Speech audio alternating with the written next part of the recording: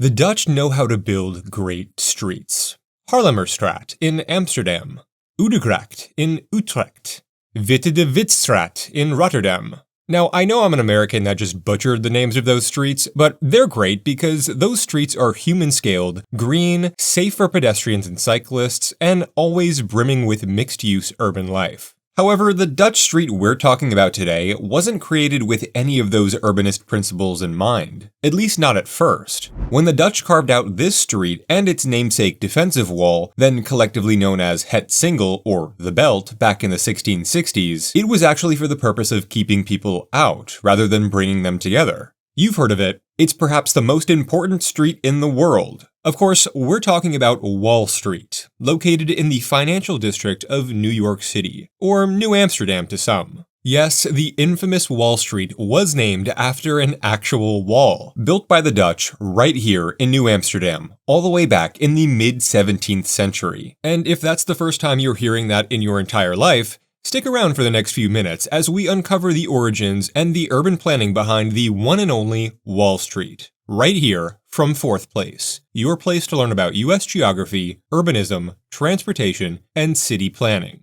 For much of this video, I'll be referencing this famous map, the Castello Plan, a 1660 original drawn up by one of New Amsterdam's original land surveyors, Jacques Cortelyou, lost for centuries but then rediscovered at Via di Castello near Florence, Italy in 1900. It's a fantastic map which beautifully illustrates what this area looked like around the time of Wall Street's creation, even going as far as detailing locations of row homes, canals, gardens, fortifications, and much more. Wall Street's origins go back to the Dutch colonial era, when New Amsterdam, modern New York City, was still a small, vulnerable outpost of the Dutch West India Company. In 1653, Peter Stuyvesant, the Director General of the New Netherland colony, ordered a defensive wall to be built along the northern edge of New Amsterdam. At the time, the small Dutch outpost felt surrounded. English settlements in New England and on Long Island were pushing inward towards New Amsterdam, and the small, sparsely populated settlement felt particularly vulnerable to attacks from the north, either from their English rivals or from a number of indigenous tribes.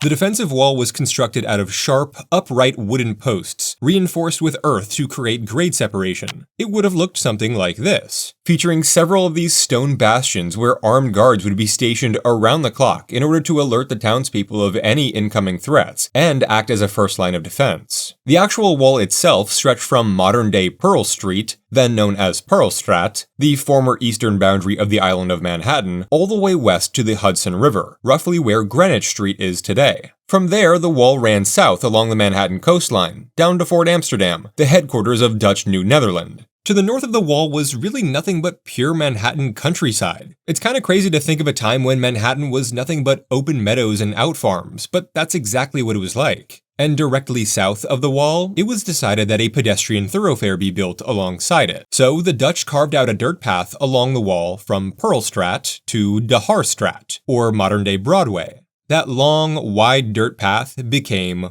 Wall Street. Both the actual wall itself and Wall Street drew a clear line at the northern edge of the settlement, and provided a sense of security for the Dutch. In its earliest years, Wall Street was not a financial center or even a commercial marketplace. It was more of an east-west residential corridor than anything else, and one that was constantly being patrolled by armed guards from the Dutch West India Company garrison at Fort Amsterdam. If you were walking from Pearl Street to Broadway along Wall Street back then, you would have seen that large wall to your right and rural Dutch row homes surrounding gardens to your left. Residents along Wall Street were mostly made up of merchants, fur traders, and sailors, residents who made up part of New Amsterdam's population of roughly 1,500 at the time. To put that into perspective, at the same time, Amsterdam itself had over 100 times that many people, with around 150,000 people living there. But today, New York City's population towers over that of its namesake predecessor. In 1664, just 11 years after the wall was built, the English conquest of New Netherland ensued, and the next year, New Amsterdam officially became New York. The worst part for the Dutch? The English never even needed to attack the wall at all. The English landed at Fort Amsterdam from the south, and essentially demanded the colony be given to them.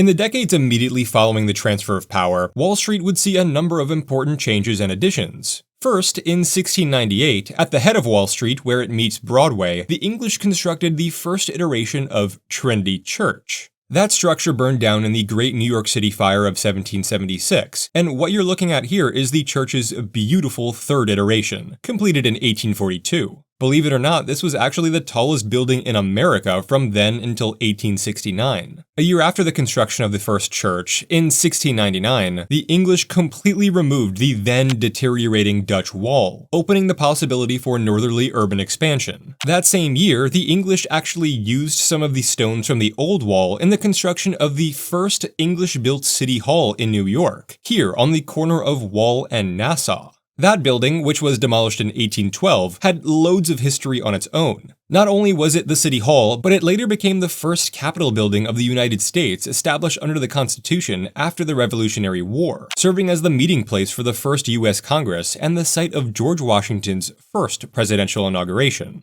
What you're looking at now is the second iteration of what is now known as Federal Hall, a Greek Revival-style building completed in 1842 as the Federal Custom House. And it's all of the history, architecture, and centuries-old urban planning that makes the financial district so underrated for me. Now, is Wall Street a place that, in its current form, has promoted a globalized financial order that prioritizes shareholder profit and outsourcing what were once domestic industries, manufacturing, and stable jobs for working-class Americans?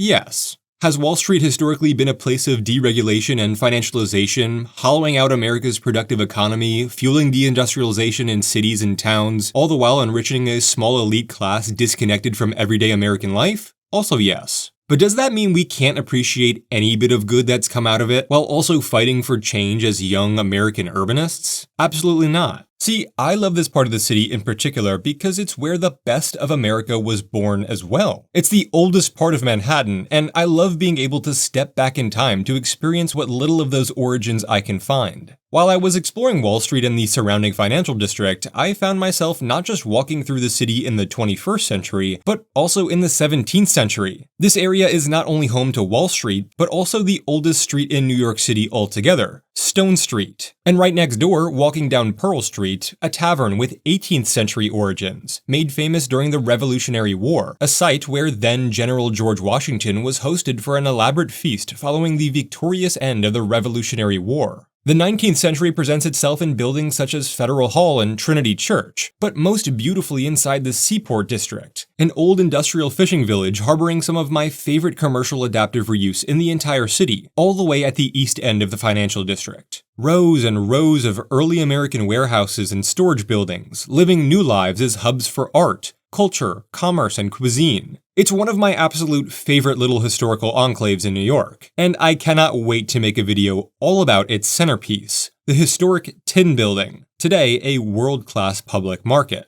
But Wall Street would be nothing without its 20th century features. This is what America built at its very peak. This is a uniquely American achievement. Other countries just simply couldn't keep up with us from the 1910s to the 1960s. And to me, that's really what makes places like Wall Street special. Wall Street, William Street, Beaver Street, and Broad Street. Everywhere you look, you're seeing American greatness. 20th century professional buildings that give the area its distinct movie set-like look and feel. It's a collage of Beaux Arts, classical revival, and Art Deco architectural masterpieces, covered in ghost signs of companies that haven't even existed for decades. And yet, they still had more pride in their work and character than any one of these modern, more bland corporate concoctions closer to the water. Being here makes you proud to be an American. And at a time where our government and culture is continuously letting my generation down with false promises and long-lived lies, I say some American pride is just what the doctor ordered. Though, like I said before, Wall Street today is largely a product of globalization and disillusioned modernity. But it's still not all bad. Within the last 2 decades, the cross streets of Wall and Broad have been closed to regular car traffic, with recent pedestrian-only extensions to include parts of New Street, Exchange Place, and Cedar Street. Wall Street also features not one, but 2 subway stations, and is served by the 2